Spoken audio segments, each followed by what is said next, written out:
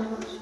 समस्त को मोर जय जगन्नाथ सम्माननीय सभापति महोदय पूज्य शिक्षक शिक्षयित्री सभा उपस्थित थिबा मोर अतिथि वृंद एवं मोर प्रिय छोट बड़ भाई और भौणी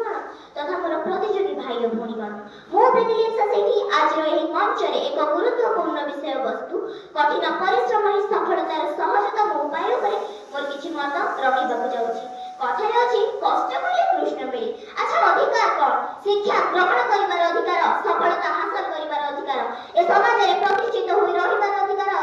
पिता माता तथा जन्मभूमिर सम्मान रक्षा करिवार अधिकार हो आज्ञा एहा ही होछि अधिकार ए समस्त अधिकार को हासिल करिबाकू हेले हमकु सर्वप्रथम निज कर्म प्रति यत्नवान हेबाकू पड़िबो यदि आज आमे हम कर्म प्रति यत्नवान हेबा तेबे भविष्य रे निश्चित भावे जने सफल व्यक्ति भावे गणित होई परिबा डॉक्टर एपीजे अब्दुल कलाम मतरे जदि तुमे जीवन रे सूर्यंक करि चमकिबाकू चाहूछ निज ज्ञान रा आलोक रे सारा पृथ्वी को चमकाइबाकू चाहूछ तेबे सर्वप्रथम सूर्यंक करि चलिबा सिख